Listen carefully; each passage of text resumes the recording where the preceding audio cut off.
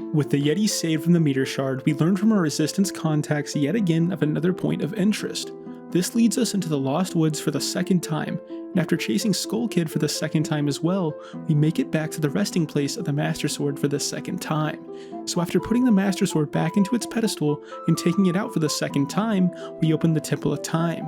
This temple is intriguing and the second time we have entered it since Ocarina of Time, and today I'm going to show you what you couldn't miss. As soon as we enter the Temple of Time, we insert our Master Sword into the pedestal for the second time. This causes a staircase to spawn in front of us, and before we can react, we see Okoko running ahead of us.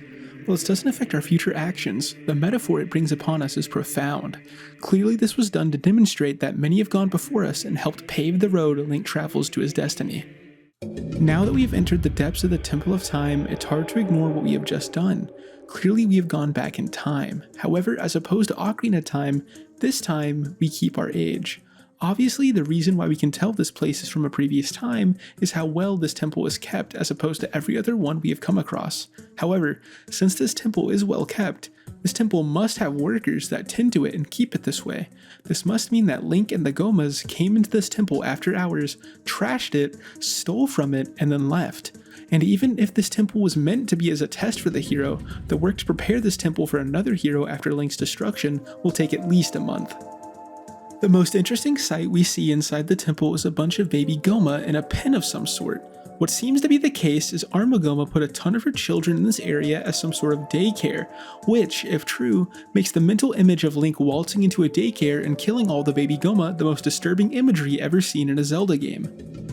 After receiving the Dominion Rod, we now have authority and dominion over many of the statues in and out of the Temple of Time. The ability to control these statues using our own movement is a very disorienting experience. However, the truly disorienting fact is what the statues are actually doing. When Link uses the Dominion Rod, despite what it looks like, we are not actually taking control of the statues. What we are doing is simply giving them life, and the illusion of control we feel is actually a ploy by the statues.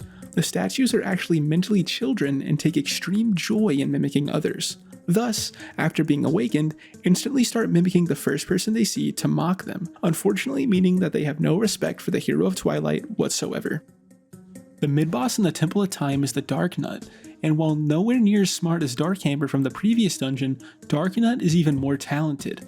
Not requiring a gimmick to match Link in a sword duel proves that enough, but even after Link quickly dispatches of his armor, the Dark Nut quickly takes a new stance to compensate for his lack of protection. This skill we see is honestly more than any simple mid-boss in the dungeons of this game could ever have or achieve.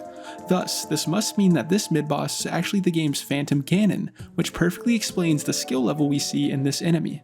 The final battle with Armagoma is an excellent use of the Dominion Rod and allows us to visualize how strong the statues in this dungeon actually are. However, after the first phase of the fight, we quickly see the true colors of Armagoma and the reason it has armor in its name. The tiny creature that emerges is pitiful and quite a funny finale to this already amazing dungeon. Though, how does a spider where 75% of its body is an eye lay eggs nearly 50% of its body mass?